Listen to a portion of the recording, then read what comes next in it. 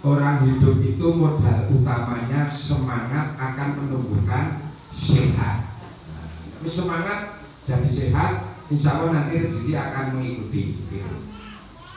Bapak Ibu, falsafah bahasa Jawa, falsafah wong Jawa, bunyinya begini: anak kuwi bondo sing paling larang regane.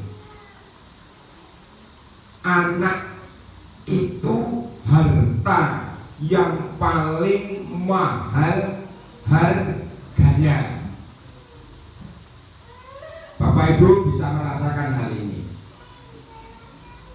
Kita bayangkan saudara-saudara kita yang sudah berkeluarga sekian tahun belum mendapatkan keturunan. Upayanya mulai dari konsultasi medis, ke bidan, ke puskesmas, ke dokter spesialis kandungan SPOG, sampai ke tempat Mbah Dukun. Kulo nuwun Mbah Dukun, kulo niku pun amal 5 tahun. Bojo kulo niku boten meteng-meteng. Artinya ini sebuah upaya. Oleh bidan, oleh dokter disarankan Bapak harus senam, Bapak harus makan bergizi, Bapak harus ini, Ibu juga dan lain sebagainya. Padahal kalau zaman sekarang nggak ada orang tidak makan tidak bergizi, artinya semua terpenuhi dengan gizi. Bapak harus begini, Ibu harus begini secara medis. Mbah Dukun juga begitu. Oh, kowe kudune ngombe banyu klopo sing mulung etan.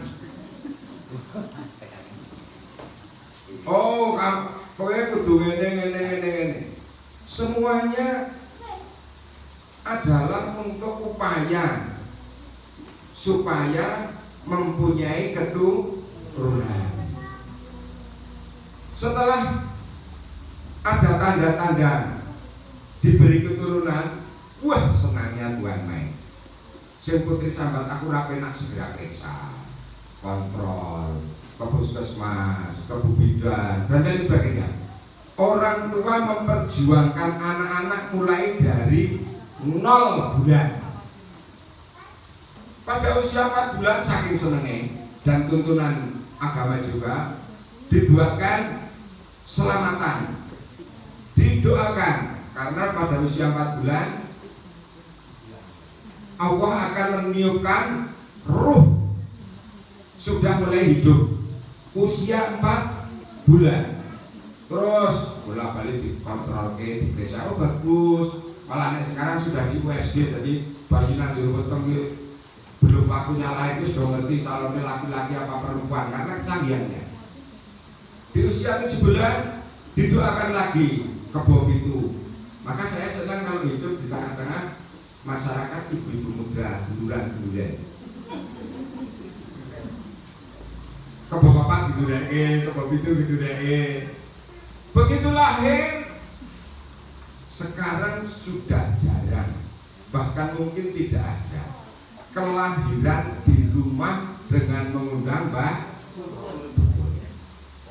Karena kesadaran kesehatannya sudah luar biasa. Maka dibawa ke rumah sakit bersalin, lahir, dirawat, sampai diberi namanya juga tidak ada yang jelek. Beda dengan era orang tua saya. Era orang tua saya ini jenengi putrane, ya kita memaklumi waktu itu tilas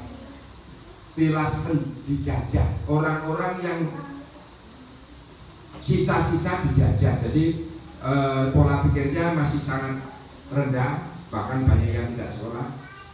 Jenenge anaknya disesuaikan dengan keadaan. Oh, lahirnya dino setu, pon, dijenengi itu pon. Kan begitu. Ya do jenenge wis ngono-ngono. Oh, bocah lahirnya kok bunder kok terus tak jenengi lah ya.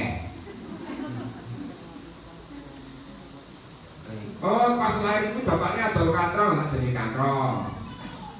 Artinya memberi namanya tidak seperti anak sekarang.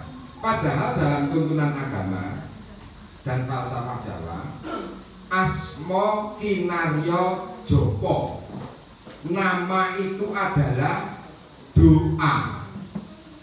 Mulai berkembang dijenengi Slamet, Waras, dan lain sebagainya. Sekarang sudah berubah lagi karena begitu istrinya hamil, ibu bobot, wis goleki nama-nama bak calon haji.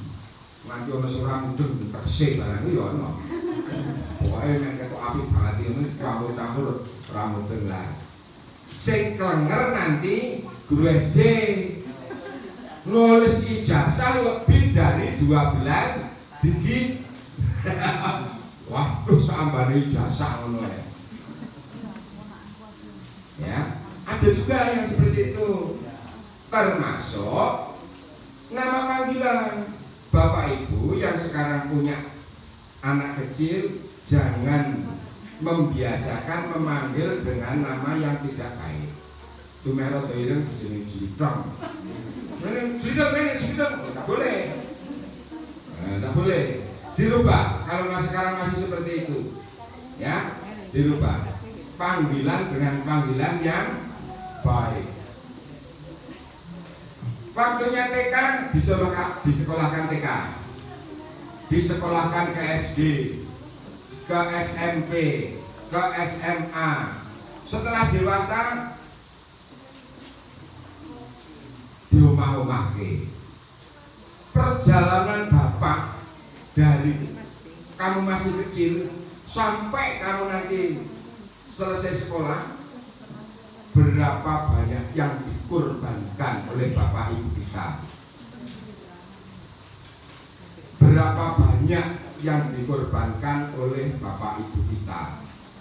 Mari kita hayati hal itu, ya.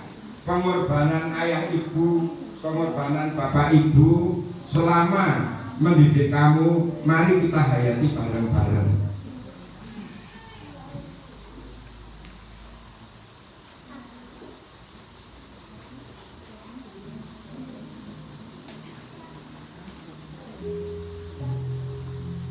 Anak-anak,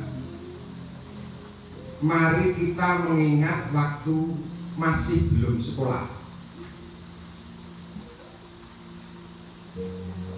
Kita ingat, mulai kamu mampu mengingat saja, karena pada waktu kami masih bayi, tentu tidak mampu akan mengingat.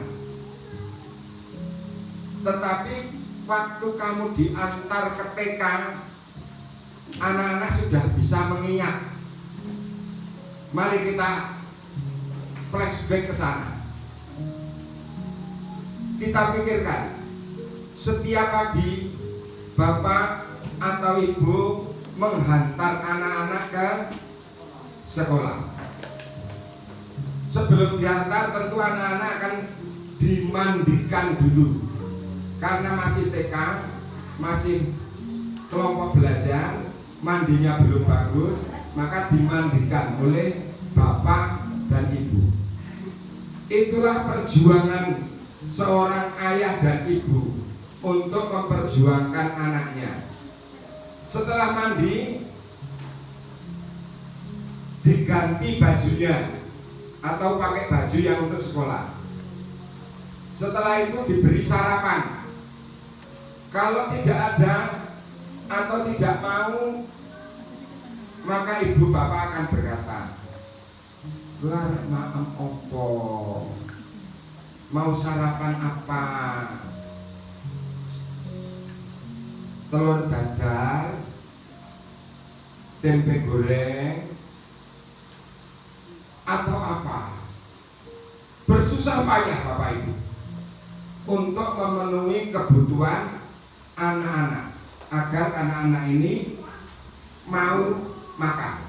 Bahkan sampai ada anak-anak yang karena tidak mau makan, "Aku belum sarapan, sampai tambahin." Ada loh. Itu namanya orang tua akan memperjuangkan kamu itu sampai habis-habisan. Untuk itu anak-anak, kebaikan bapak ibu tidak butuh dibalas dengan harta benda. Kebaikan bapak ibu cukup dibalas dengan kamu selalu taat dan patuh. Kebaikan bapak ibu hanya mengharapkan kamu itu selalu menuruti perintah orang tuanya. Jam pirole? Jam 4 Pak. Wancine TPI kalau yang TPI. Kalau TPI sini kan, yang lain saya paham. Nanti habis maghrib atau habis isya jam berapa le? Waktunya belajar. Ayah ibu akan selalu mengingatkan, tidak ada bapak atau ibu yang ayo ini ramang sinau yo dodol sinetron kisah pokoknya. Ya, tidak ada. Pasti kamu akan dituntun ke sana.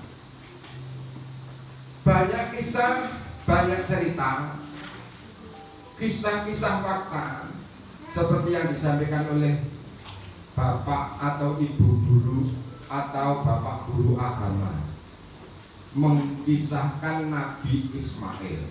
Putranya siapa? Nabi Ibrahim. Sangat patuh pada orang tuanya. Singkat cerita, bahkan mau disembelih pun mau. Karena ketaatannya itu, maka digantikanlah dengan kambing. Nah, yang kita ambil hikmahnya adalah kalau anak-anak ini taat kepada bapak ibu, pasti akan menerima imbalan, akan menerima ganti dari Allah Subhanahu wa taala yang berlimpah.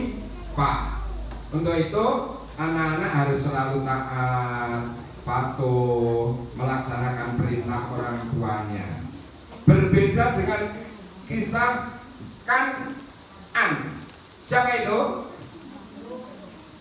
Siapa itu?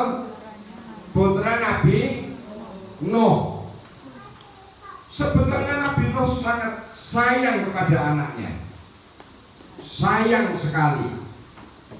Setelah hujan turun dengan lebatnya, kapal sudah mulai bergerak-gerak. Kan'an ini dipanggil-panggil oleh Nabi Nuh. Kan'an, Kan'an. Maksudnya diajak naik ke perahu. Karena tidak mau, artinya tidak taat dengan orang tuanya. Akibatnya apa? Kan'an ikut korban banjir. Kalau dia taat kepada orang tuanya, naik perahu, tentu saja Kan'an ini akan selamat. Dua cerita ini menjadikan bekal anak-anak untuk selalu taat kepada kedua orang tuanya, untuk selalu setia, untuk selalu mematuhi perintah kepada kedua orang tuanya. Kalau saya waktu SD, setiap pagi saya dituntun oleh ibu guru. Ibu guru saya namanya Bu Sukarti, masih ingat betul saya. Rumahnya tampak, naik sepeda tapi jaringan. Karena kiai saya ini jaringan numpak sepeda mesti tiba. Mau jaringan pelaku anak kejelunguk, naik sepeda yang jaringan. Setiap pagi Ibu Sukarti itu selalu begini, nyanyi bareng. Nyanyiannya apa? Oh ibu dan ayah, selamat pagi. Ku pergi sekolah sampai kon nanti. Artinya anak-anak pamit. Dari sekian banyak ini anak-anaknya kalau pagi pamit, cung. Cuk, anak-anak kalau berangkat sekolah pamit, cuk. Ya.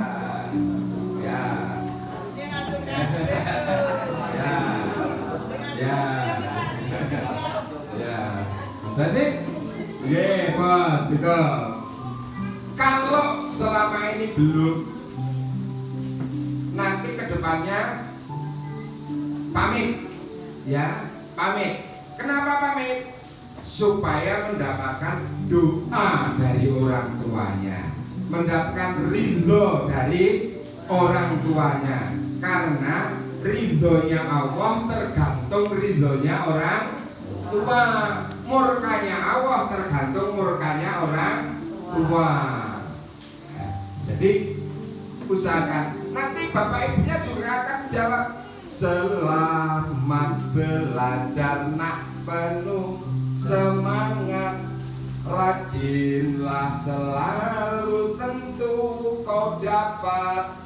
Hormati gurumu, sayangi teman, itulah tandanya kau murid budiman.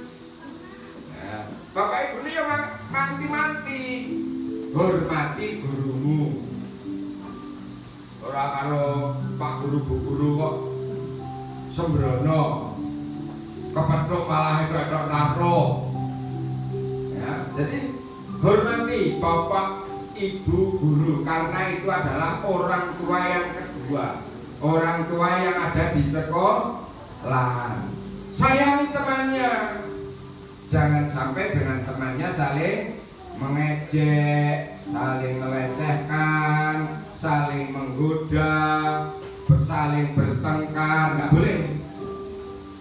Ya, jadi orang tua kamu akan memberikan semacam pesan-pesan kepada kamu, hormati gurumu, sayangi teman, itulah tandanya kau murid budiman.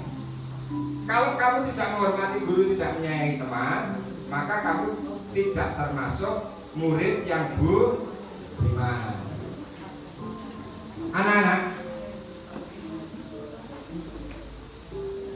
mari kita bareng, kita berupaya dengan sekuat tenaga membalas kebaikan bapak ibu semuanya yang telah memperjuangkan kamu sejak lahir sampai sekarang.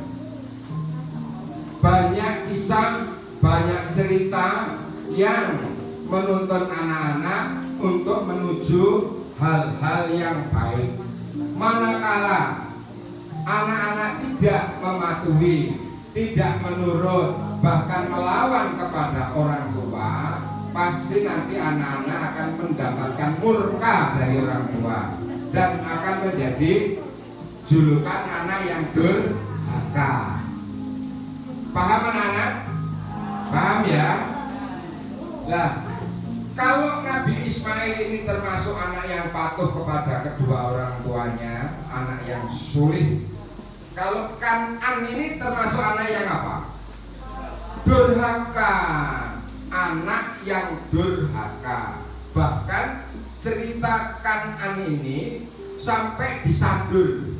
Monggo Pak Kau. Nggih, Mas Binar iki mawon.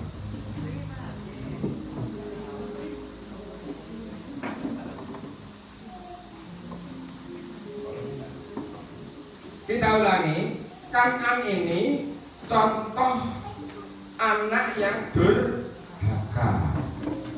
Memang sejak dulu, sejak awal menciptakan makhluknya itu ya sudah dicetak calon durhaka, ini tidak. Tetapi kita harus berupaya, berusaha.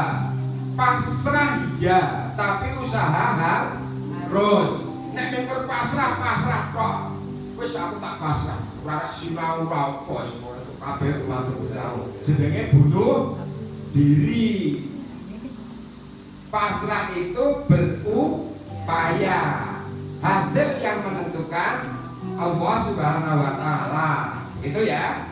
Lah, cerita Kan'an ini juga disadur dalam cerita-cerita nasional maupun cerita legenda, mulai dari cerita Gunung Tangkuban Perahu, kisah anak durhaka, si maling kundang, kisah anak durhaka. Dupa wis dadi wong sing sugih pangkate masih ditempelke nang pundak ora amot, tidak mengakui dengan orang tuanya karena orang tuanya sudah terbungkuk, sudah tua, sudah legam, sudah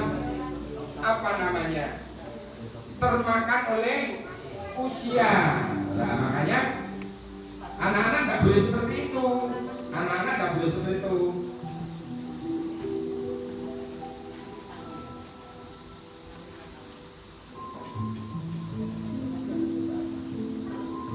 Anak-anak, kita bayangkan keberadaan orang tua kita beberapa tahun yang akan datang, agar kamu tidak menjadi anak yang durhaka, seperti yang dilantunkan oleh Ebit.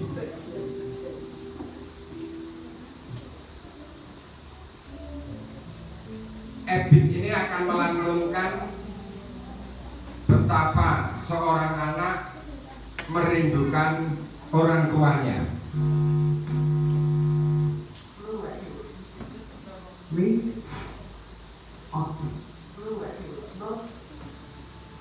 Putus, Mas.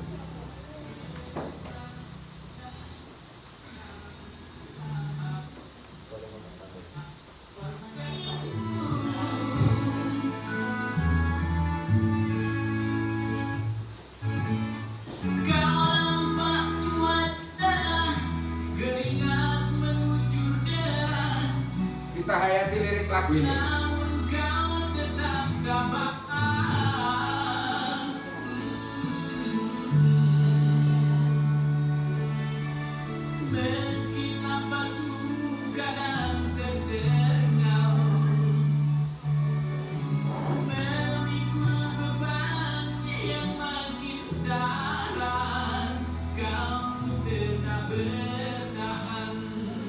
Kita potong dulu, kita ulangi.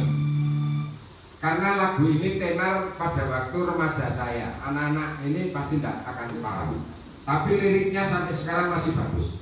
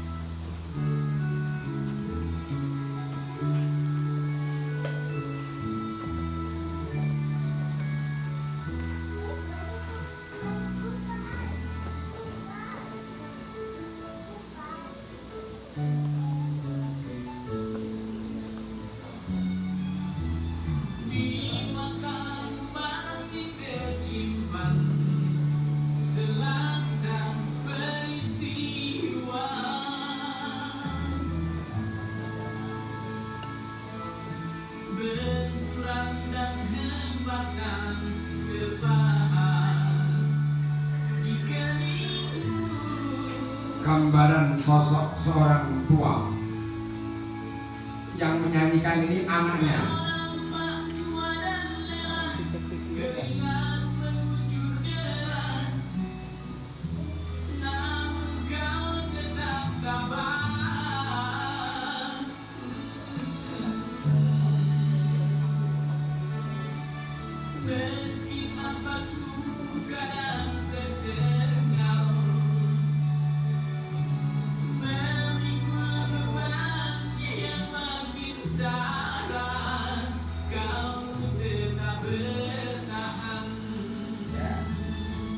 Sampai situ.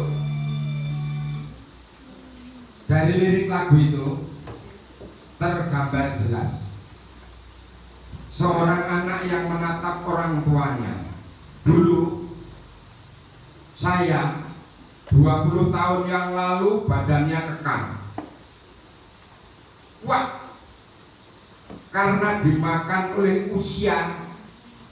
Setiap tahun kelong 1 tahun, 1 tahun, 1 tahun. Dan juga karena harus bekerja membanting tulang untuk memenuhi kebutuhan siapa? Anak-anak. Akhirnya menjadi tua, terbungkuk, legam tahu ya, hitam karena termakan sinar matahari. Itulah perjuangan seorang bapak. Saya ambilkan satu lagu saja dengan judul Ayah Itu, bukan berarti saya tidak menghargai ibu-ibu. Nah, lagu yang lain banyak yang menyanjungkan ibu ada juga, tapi hanya saya sampelkan ayah saja dengan dasar bahwa kalau di Indonesia faktor bapak sangat menentukan. Mau nikah walinya siapa? Begitu. Kecuali kalau di BRI atau di bank. Kalau membuat ATM yang ditanyakan nama ibu pada waktu masih artinya ibu kandung. Nama ibu kandungnya siapa? Karena kalau nama bapak memang nanti akan bisa terjadi persamaan. Ibu akan melahirkan anak hanya satu begitu. Artinya seorang ibu itu keturunannya runtut begitu. Tapi kalau bapak bisa jadi banyak. Misalnya kalau saya istrinya 4, maka 4 itu akan beranak semua kan. Maka kalau pakai jalur saya repot di bank. Ini karena urusannya dengan bank, dengan keuangan. Anak-anak, pesan terakhir saya, kamu akan mengikuti jejaknya Nabi Ismail atau Kanan? Nabi Ismail atau Kanan? Ismail. Betul ya? Yang selalu patuh, taat kepada kedua orang tuanya. Insya Allah kalau kamu taat patuh kepada kedua orang tuanya, akan mendapatkan ridho dari kedua orang tua. Ridho kedua orang tua juga itulah ridho dari Allah. Ingat itu, ingat baik-baik itu, dan tetap berupaya untuk belajar. Nanti pada waktu hari H ujian, jangan kamu belajarnya malah dipolke. Sesuk apa to tesnya matematika li sinau sewengi, tekan sekolah garek klenger.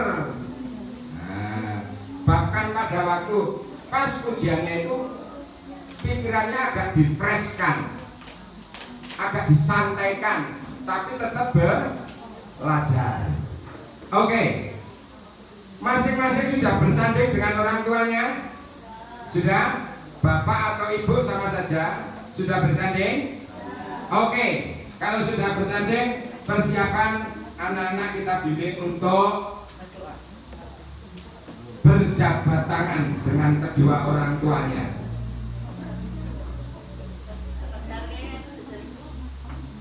Ya. Masing-masing sudah berdampingan dengan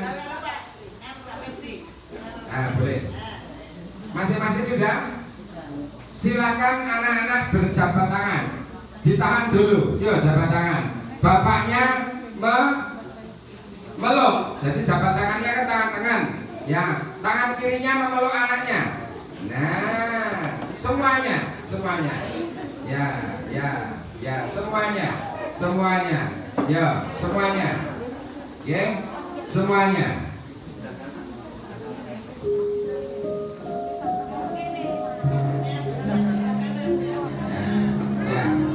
Ya, putranya di sebelah kiri. Ya, nanti jabat tangannya angel kalau di.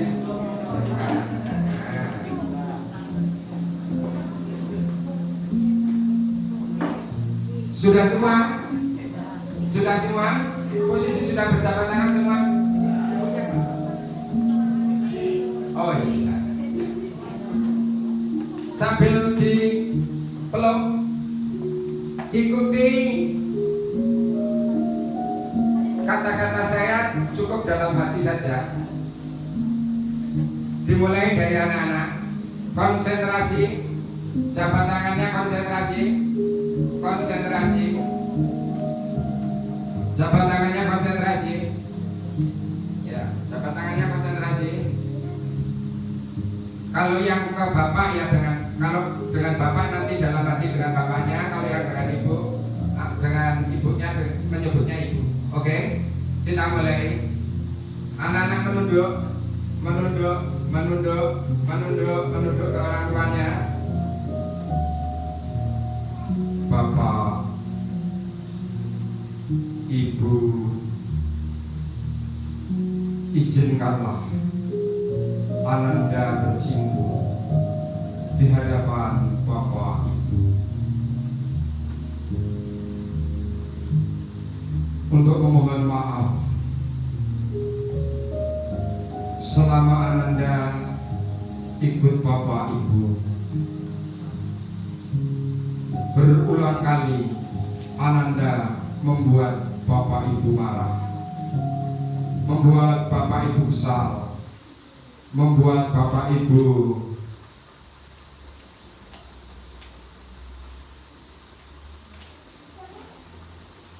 kecewa. Bapak Ibu, pada kesempatan ini Ananda mohon maaf yang setulus-tulusnya. Sampai saat ini Ananda belum bisa membuat bangga ayah dan ibu. Ananda belum bisa mewujudkan cita-cita bapak dan ibu. Bapak Ibu, Ananda selalu berdoa semoga Bapak Ibu mendapatkan kemurahan dari Allah Subhanahu wa Ta'ala, dimudahkan segalanya. Bapak Ibu dikaruniai umur yang panjang, umur yang barokah, umur yang manfaat. Semoga Allah Subhanahu wa Ta'ala mencurahkan hidayahnya, mencurahkan rizkinya untuk ayah ibu demi kebutuhan kami. Bapak Ibu, kesempatan yang baik ini Ananda akan menempuh ujian untuk mewujudkan cita-cita Bapak Ibu.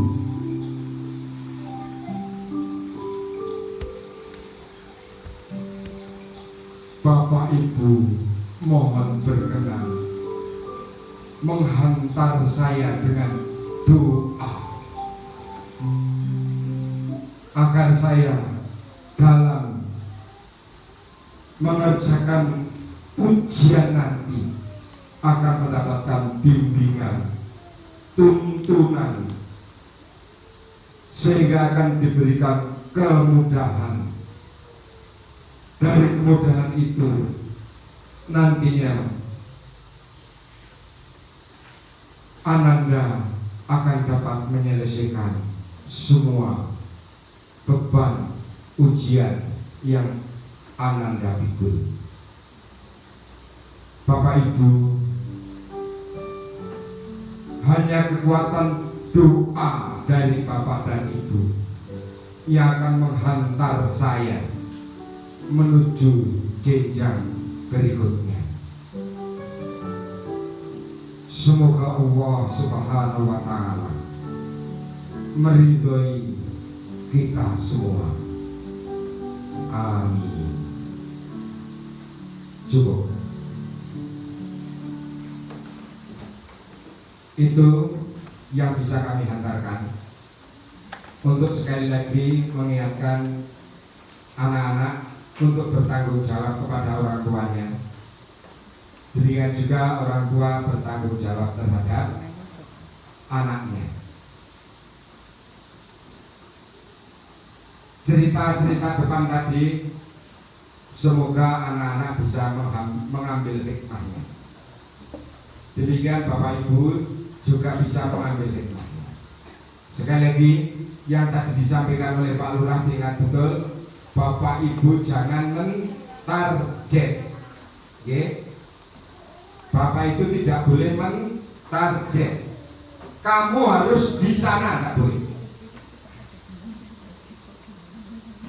Diberi kesempatan mau melanjutkan kemana nak, ke sana, ke MTS misalnya, sudah mantap, itu pilihannya sendiri, atau hanya ikut temannya, pilihan sendiri Bapak Ibu. Oke.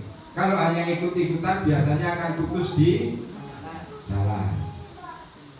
Orang tua juga memberikan arahan, karena nanti ada beberapa alternatif, ada afirmasi, ada zona, ada prestasi. Kalau memang prestasinya baik, kenapa tidak mengambil di SMP yang favorit?